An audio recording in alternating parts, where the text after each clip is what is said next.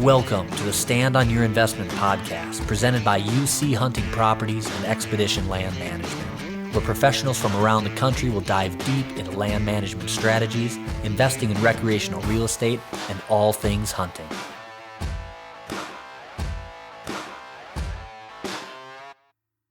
All right, we're back with you. Special edition of the Stand on Your Investment podcast, live from the very historical Jersey Lily in the thriving metropolis of Ingomar, Montana.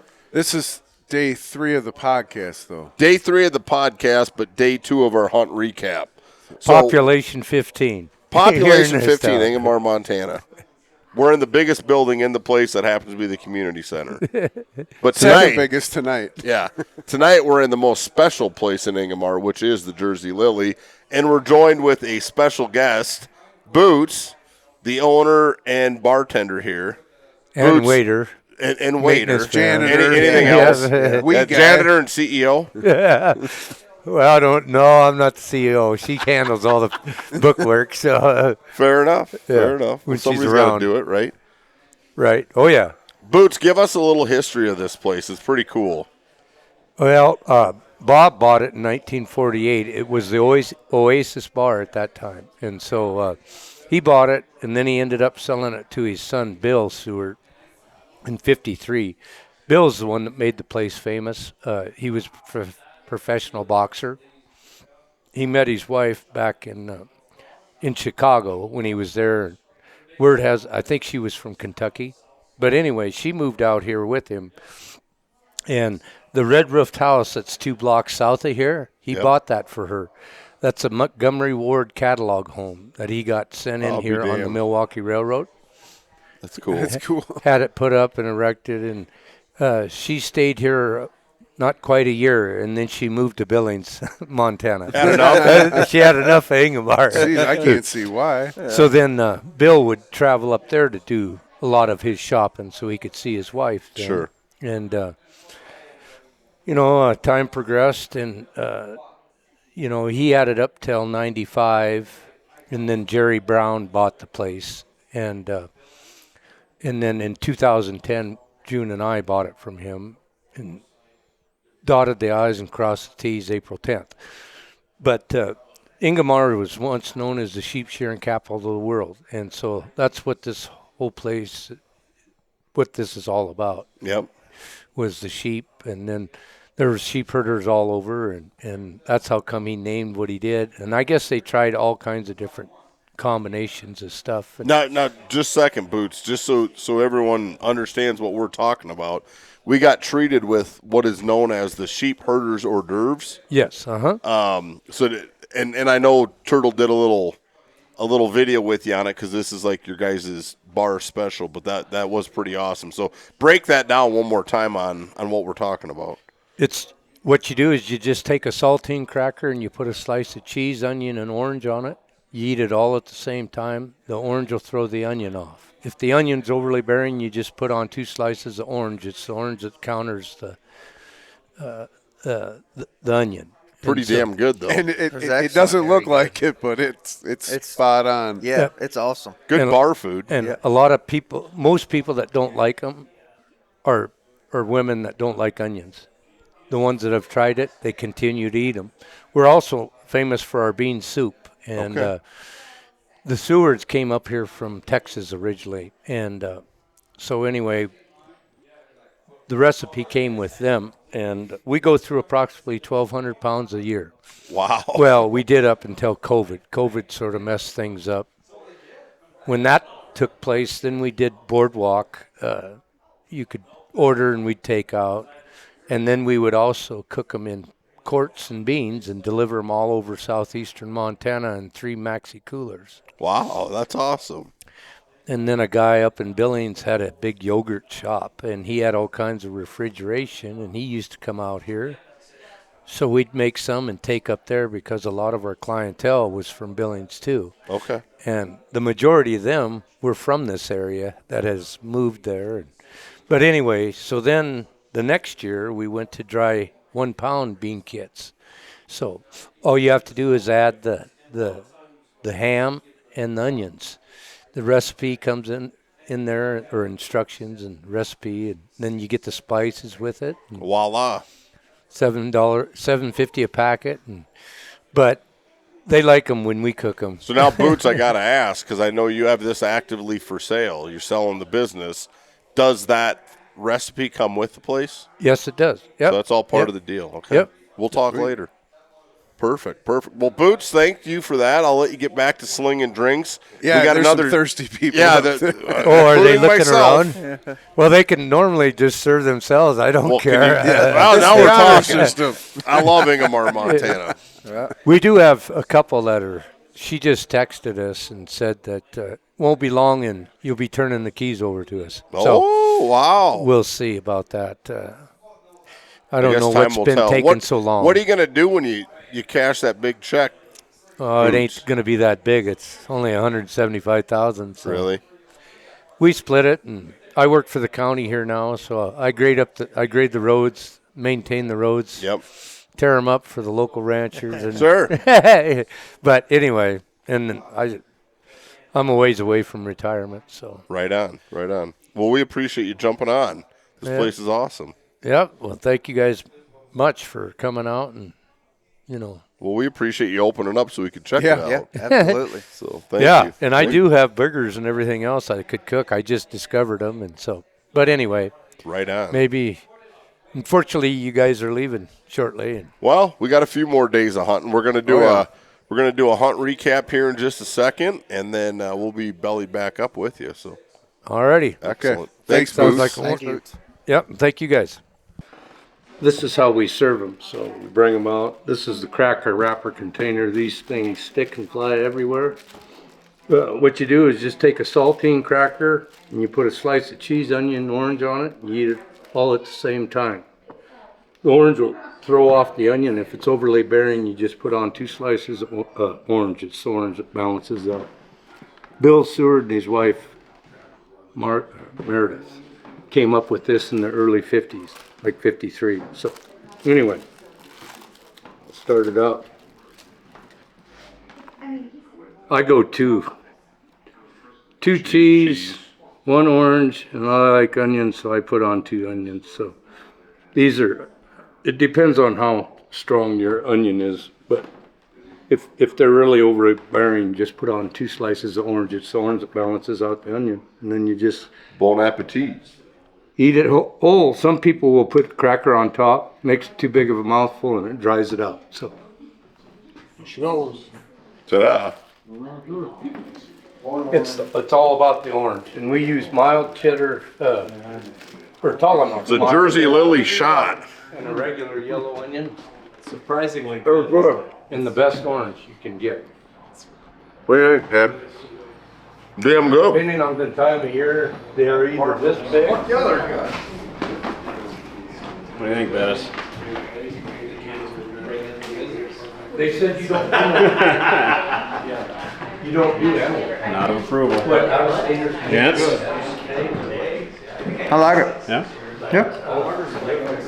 I'll do another one of that. Yep. I'll be satisfied. Yeah. All right, we took a little break to swap Boots out and bring Mike Kangas in. The drifter. Cheers, my friend. The drifter is in. Drifter. Yeah. So Mike's the hunt and land man straight out of Minnesota. He's heading out to actually do a hunt of his own.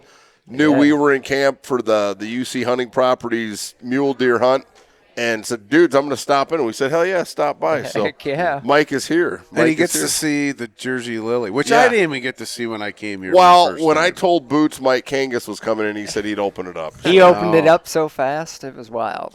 I'm glad you came. Well, Yeah. I drove past it and I was like, well. You missed it? How in the Oh, hell you did came you When missing? I first came in, Oh, I you're saw it. talking. This is Say, all you I missed saw when I Ingemar. came in. Yeah. And I mean, was he like, said population 15. This is a huge place. But it's in the middle of the Mojave Desert. Afghanistan. Afghanistan, yeah, I forgot. Afghanistan. Yeah. No, we appreciate you joining us, Mike. What? Give us a little synopsis on what you got shaking this week. What are you doing? yeah, well, it already started when I pulled in through Forsyth. I've got a elk and deer general So you're rolling combo a big tag. game combo, yep. Yep. So I got both tags in my pocket. basically ready to rock, Ready to licensed to kill. Make And sure you have the carcass tag. If your dog ate them, you can't hunt. Yeah. So that's a good point. Words of wisdom with Andy Quinn. Yeah, It happened. so that's a real story. that's a real story, yeah. That's a fact. That's a fact. I called bullshit. I was like, Bueller, the dog did not eat your homework. The dog ate it. Yeah. Well, you So just- he missed his first morning. The best quote of the week so far has been when Andy said, "Yeah, I told my wife to kick the dog for me." Yeah. She responded by saying the dog missed me. Kick it again. Kick it again. Yeah. See, I got to worry about a 1.5-year-old at home, Yeah, so I same got to keep her difference. away from them. Same difference. Yeah. So Mike's chasing elk and mule deer, so Yeah. you'll have your hands full this week too. I was zipping around as I was coming past Forsyth. I already kind of Check dialed some in a stuff out. couple bucks already this evening. So on my way out of town tomorrow morning, I might do a He's dialed impromptu in. hunt. Right on. Yep. Right on. I like the odds. I mean, it's early in the season and it's the middle of the week, so you might be able to mix it up. That's what I'm here for. Yeah. But the big show is elk, so Yeah. that's where I'm sure. really heading. For so. sure. We're going to give her a run early October, so we got to go home and work for a couple weeks, and we'll be back. But I've been working the whole time. yeah, Trav's always working. That's what I was doing on the way out here on phone calls the Everybody's whole working. time. I love it. So we just wrapped up day 2. We'll make this one short and sweet because, like I said, we're sitting here in the Jersey Lily with a group of great people. But day 2, my perspective, I'll go first. Little slow, did a lot of looking. I think this morning we seen a group of 5 bucks in a bachelor group, one of which was an intriguing deer. He was like a 2x3, good healthy frame on him, short on his one side, very, very, very shallow fork, and the other side was just literally a straight G2. So for sure a junk deer, but big frame. It was just good to see a good mature deer on his feet. But he was rolling with 4 others. I don't know how many does we've seen. We've seen a handful of does this morning. So deer sighting wise was up. This evening, what did we see? 5 total. 1 little buck. The rest were does. So from my perspective, better than day 1. Still haven't seen what I'm looking for. So Trav, you? Well, I rolled with Quinn all day today. He had a tag, so we were able to. He could go hunting. This morning was slow. I mean, we Morning didn't was even see very a slow. butterfly this morning. Or a frog. Nothing. Nothing. Nothing. It was slow. But a lot of antelope, though. I mean, this whole trip, the antelope out here have Thick. recovered big time. Yep. This evening started out real kind of slow, and then It was all of a slow sudden again, it yeah. just erupted in the creek bottoms. We seen probably 25 total deer.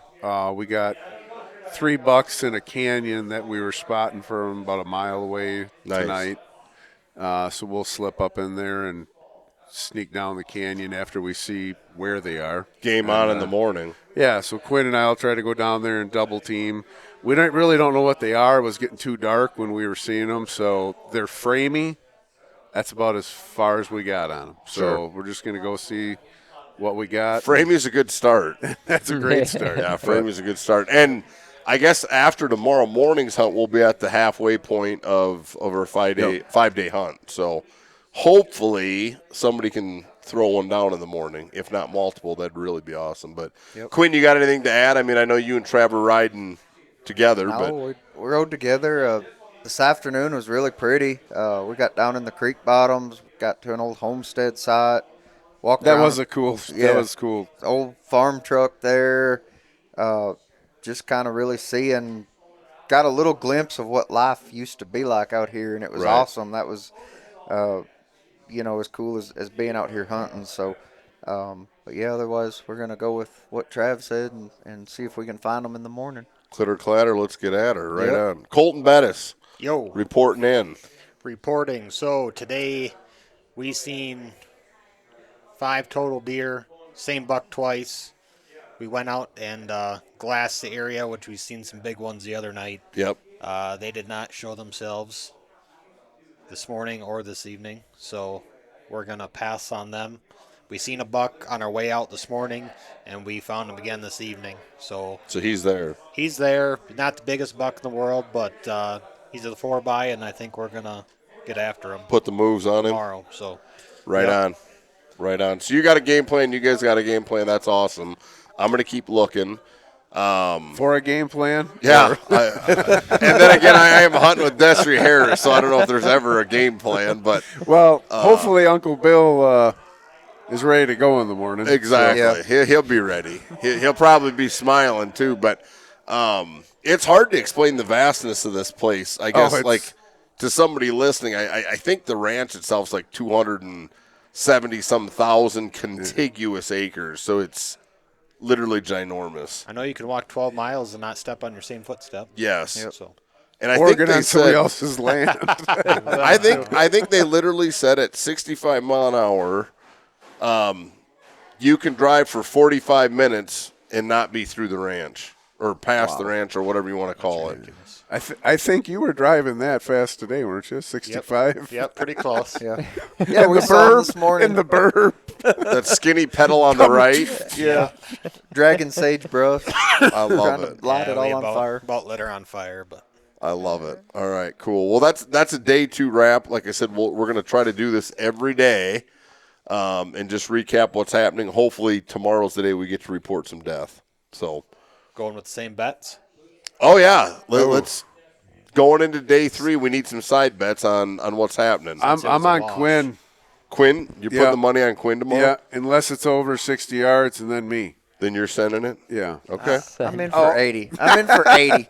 you're dialed to 80. All right, I guess I'll take He 80 said to it. 100. He said it. It's All right. documented. He All right. will not miss at 80. All right, I'll back you up. I'm going me and Trav doubling in the morning, and Shit. I think Colton's gonna put it down That's too. bold. That is They've got that bold. one tied up in Pressure. the creek. So there could Yeah. be 3 deer hitting the dirt in the morning. The chance for 3 deer hitting the ground in the morning is there. I think Quinn will be first, but we're going to beat him to camp with ours. So All right. I like how right. you guys roll. I like that. And if it's 2 hitting the ground in the morning, I'm I'd cool be with that. stoked. And the only That's reason 'cause- I say that is because Spinks drives 90. and he has the bourbon, so we just throw it in the back of the bourbon and not have to worry about putting it on top of the Yeah, forerunner. you ain't knocking guts out nothing. No, you just we put just it in. shove it in the Yeah. back door and let her rip. Yeah, so. take her right to the locker. I like Yep. it. All right. Yep. So I suppose I got to throw a prediction at this. I'm gonna go like this. I'm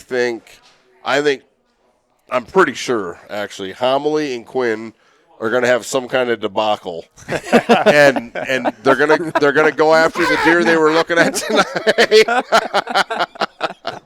and they're gonna run into a giant, and their whole game plan's gonna change. So that's my prediction, and I do believe Bettis is gonna be the one If to put it's a 190 or better, The game plan gets shifts, right. Get switched. 'cause Yeah, we it's got swapped. There's side deals working. Colton's so. gonna axe that deer in the morning. That 4x4 is gonna die.